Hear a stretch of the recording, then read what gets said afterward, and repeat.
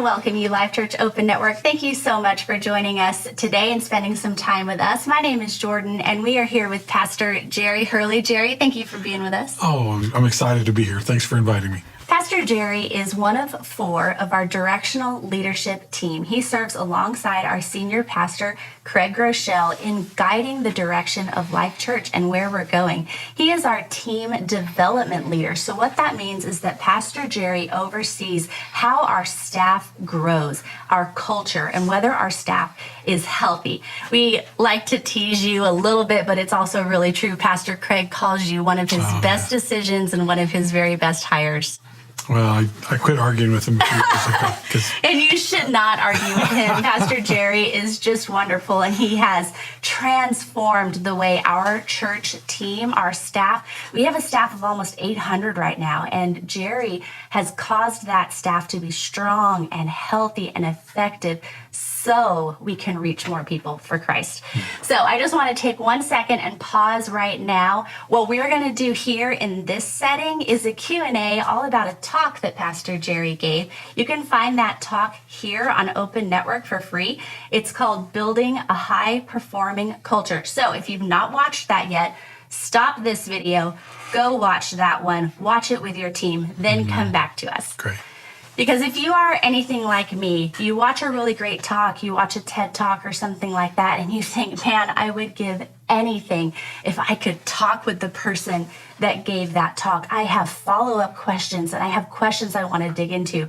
Well, that's exactly what we're going to get to do with Pastor Jerry today. So we just heard the talk in studio here today, and so we are going to ask you some follow-up questions. Well, I'm excited. Thank you so much for, again, this time and making it available. I'm looking forward. Hopefully it'll be helpful for you, and we can just share a little bit about what God's put in our heart. Okay, so really quick, just a quick definition. What is a high-performing church team? Oh, a high-performing church team is a team that has the capacity, really, I would say, to do everything that God puts in front of you to do. And I think God has plans for each and every one of our churches and ministries, and I think it's incumbent upon us to try to be as ready as we possibly can. So if God has an opportunity for us, I want to make sure that we're ready to step into that, and you've got to have a team that has the capacity, the ability, and the willingness to step in whenever God says, hey, I want you to go take that. I love it. So they're a healthy, they're effective, they're a ready team. Yes. Okay. So in your talk, you talked about disengaged employees and engaged employees. Right. How can I tell? Is there an assessment? Is there something to look for? How can I tell if my team is disengaged? Well, actually, disengaged should be relatively easy to tell, because they're actively not necessarily working against you, but they're likely to complain. They're likely to share negative thoughts about the team or what they feel with other people. They're likely to just bring, when they walk into a room, you can just feel the energy level is just kind of go down a little bit. Those would be some telltale signs. And honestly, the one that's probably equally as challenging are the people that are just, they're not really disengaged, but they're what we would call satisfied team members. Middle section. It's that middle ground, and that seems like it's a good place to be, but generally they're just kind of taking a wait and see attitude, and they're just kind of going with the flow a little bit. And you need people that are actually fully engaged, and there's a significant difference, because the fully engaged people, you can tell because they are actually they're actually anticipating what you would need. They're actually bringing things to their job and their energy or thought or performance in a way that I'm not even asking for. They're just exceeding my expectations. Those are really the kinds of people that you want, that you really want more of, and those are fully engaged people. Yeah. Okay, so as a senior pastor or as a leader, I'm looking for people that are bringing solutions. They're coming in happy. They're coming in anticipating. Maybe they're thinking about innovations or new directions for the church, things like that. Yes. And that's my engagement. And even how they respond to adversity is one of those things. How they respond to change, or when a change comes, and everybody's got to take a moment to process, but then are they excited about the change? Are they excited about meeting the challenges as they come? Those are some real telltale signs as well. Okay, so in your talk, you talked about core values. We are a value-based culture. So you talked about sustaining attributes and our core values and mission statement and how important all of that is to our culture. You also mentioned something I want to ask about, though. You called them accidental values. Right. How can I tell if I have accidental values? They're those values that we fall into because we're not being intentional. Yeah, accidental values it's any time that behaviors are happening on any kind of, first of all, people are going to make mistakes. People are going to make bad choices. And there is a difference between a single teamer making a bad choice or making a mistake. That's not what I'm talking about. Accidental value is you have a sustained or a pocket of team members that are just seem to be drifting away. And so maybe it has to do with a mindset about their work. Maybe it has, an example for us was there was a particular location that we had, and they decided that they were going to just not work the same schedule everybody else did. They decided that their meeting structure was going to look different than everybody else's. They began to have this mindset that, man, we're really the enlightened ones and everybody else is really kind of in the dark, so to speak, because we're more flexible in our schedules. And this is a particular, and so that was something that says those values really don't line up with the rest of the church. So they would be accidental values. There'd be something that you're not intending. And so generally I would just look for kind of, you can see it's happening more than once, and it's happening in such a way where there's behavior that's happening that's inconsistent with behaviors that you would say these are kind of the norms of behavior for our organization based on how we've decided we're going to interact with one another. Those are how you can tell sometimes. Okay, yeah, because our values can determine how we behave. They determine our behavior. 100%. Okay, so if I'm a senior pastor or I'm a leader and I zero in on that accidental value, how long maybe should I give myself to phase that out and correct it? Well, hopefully you can catch it soon, right? And then if you do, the thing you have to do is you have to be really obvious about it. What you have to do is you have to address it. You have to address it with the team openly. So you would just call it out. You have to call it out. You say, hey, here's come to my attention. This and this is happening. You don't necessarily have to be hard or harsh on people necessarily, but just point out, say, you know what, we don't behave that way here. And here's why we don't behave that way. And so just know this is not acceptable behavior. And you have to be able to call it out that clearly, because one of the things that culture, a culture that's very clear, it's easy to operate in a culture that's very clear. When a team member knows these are clearly things that are out of bounds, these are clearly things in the way my expectation of my behavior is, and that's clear, then it's easy for people to operate that way. But when it's hazy, or it's muddy, and it's like, well, I don't know, these people act this way, and these people behave this way, and this group does this. Well, what's really right? And there's too much gray area. There's too much gray. And so the more clarity that you can bring to your culture, these are things that we're going to do. These are things that we're not going to do. It makes it easier for that to propagate, makes it easier for people to follow, and it makes it easy to see when people aren't actually doing what they're supposed to be doing. And then I've heard you say that I think it can take as long as a year to correct or to bring a material change to a culture. Oh, yeah. And that would be in an ideal situation. I mean, if there is particularly, but depending on how well established it is, like we're talking an accidental value. Let's say you realize that there's values that have been happening for a period of time and you have to change them because you're going in a different direction. Then just know that the longer that value's been playing out, it's going to give you an idea of the kind of energy it's going to take to turn that, because momentum is real. Yes, okay. Momentum is going to continue down that path until I have to act with enough force to change it. And that's the thing. So in an ideal situation, in a well-established culture, I would anticipate I'm going to have to work hard for a year to do that. Okay. It could even take longer than that. So it's not the time, it's just being willing. Here's what most people are unwilling to do. What most people are unwilling to do is unwilling to spend whatever time it takes to get what they want. And anything that's worth having is going to be worth effort getting there. And so you have to be willing to have the hard conversations. You have to be willing to push into it. You have to be willing for that everybody that's on your team now may not make the transition. Because you're going to make a shift in behavior, you're going to make a shift in expectation, and not everybody's going to want to or be able to actually make the change.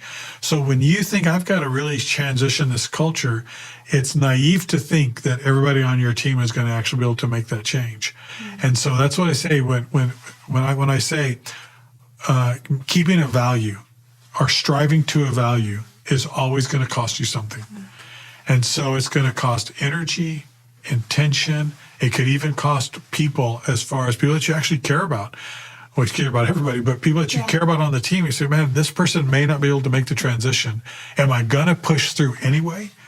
And being willing to say, I'm going to push through anyway, and it's up to this person to make the transition or not, that's where it can get hard. Yeah.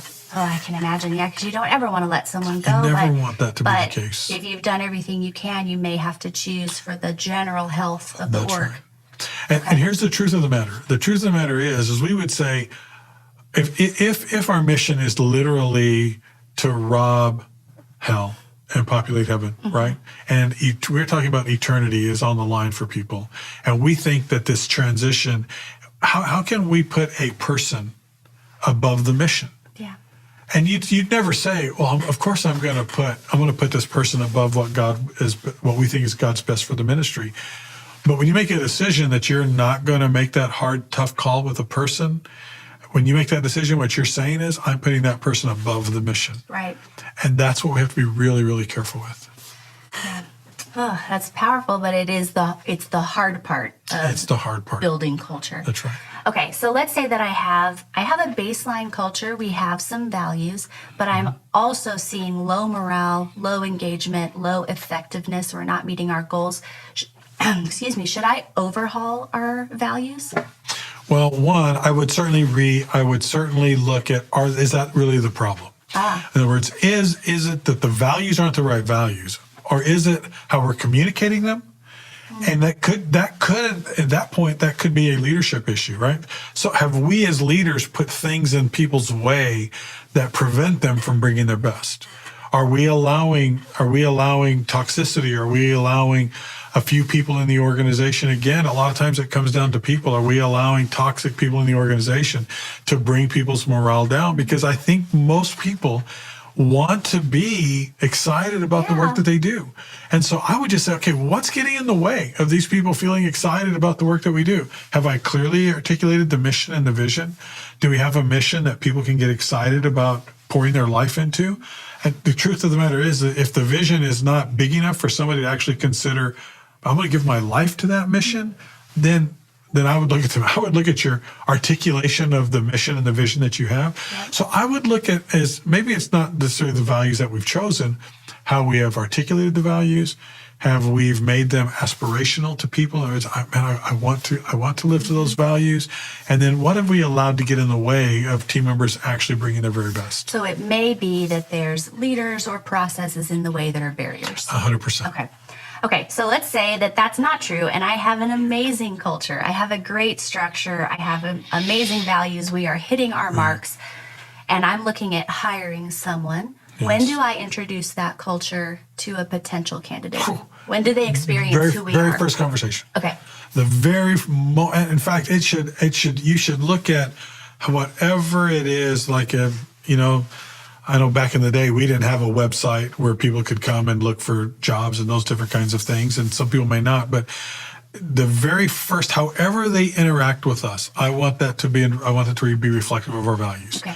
When they look at something on the website, when they interact with a team member, the very first conversation, it should scream values, should start be putting out. The pace of that process should match the pace of the organization. Those things should be in sync.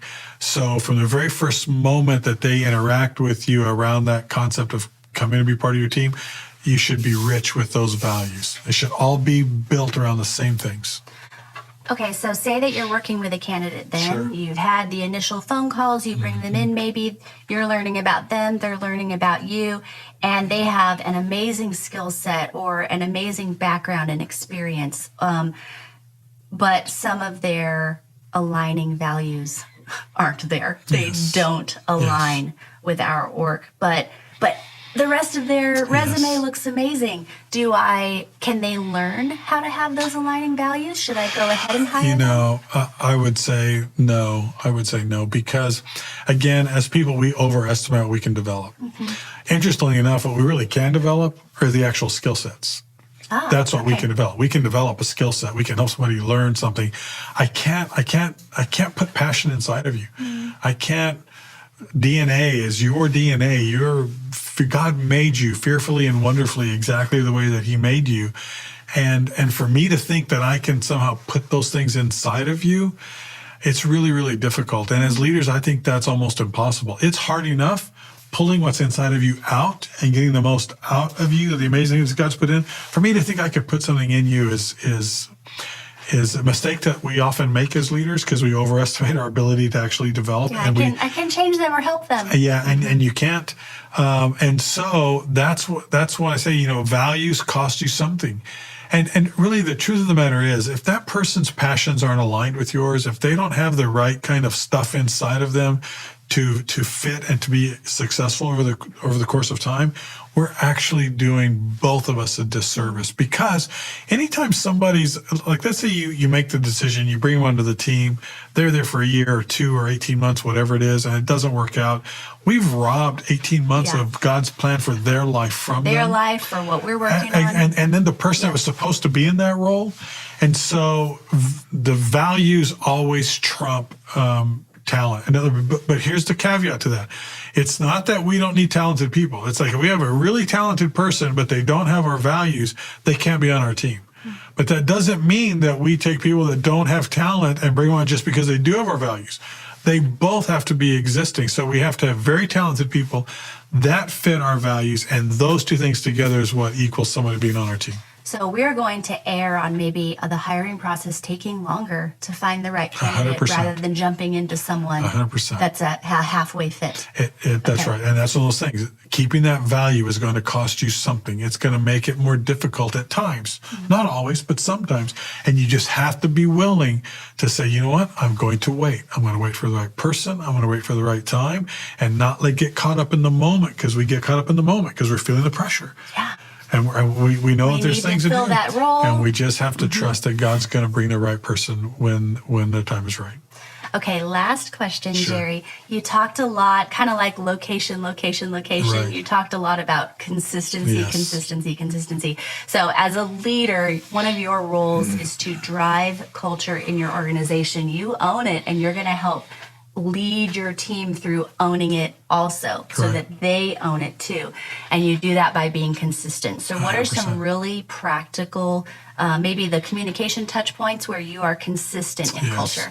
Being the chief reminding officer, you have to talk over and over and over and over again, because vision leaks, culture drifts. It is naturally, all the forces at work are not unifying your team. All the forces in nature are going to try to degrade that. That's what happens.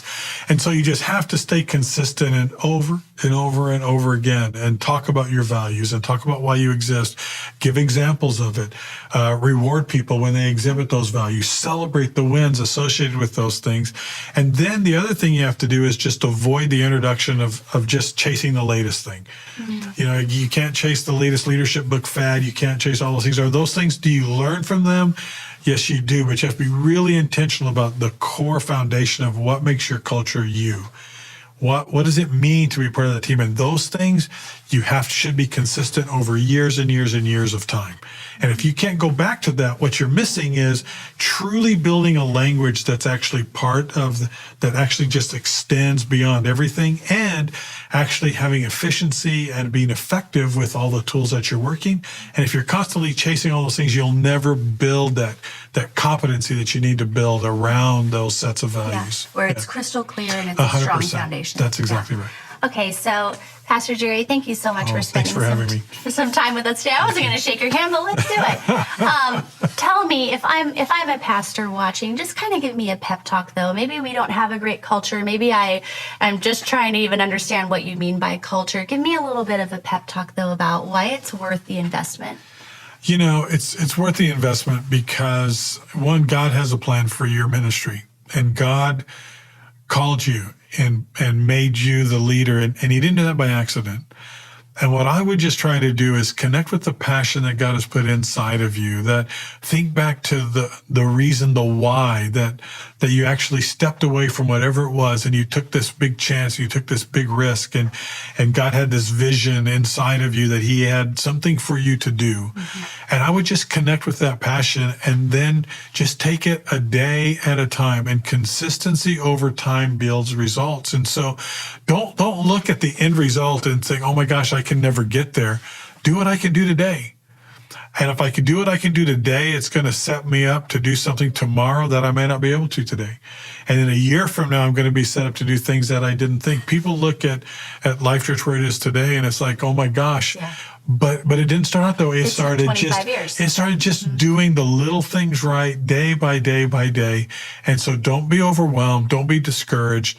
There is hope, and God has a plan and a purpose for you and your ministry. And he wants more than anything else to connect with that in a way that is special. And so listen to what God is telling you. Connect to his passion for whatever it is he's called you to do, and then build from there. Well, Pastor Jerry, thank you so Thanks for having much me. for sharing this with us. We really appreciate it. Thank you very much.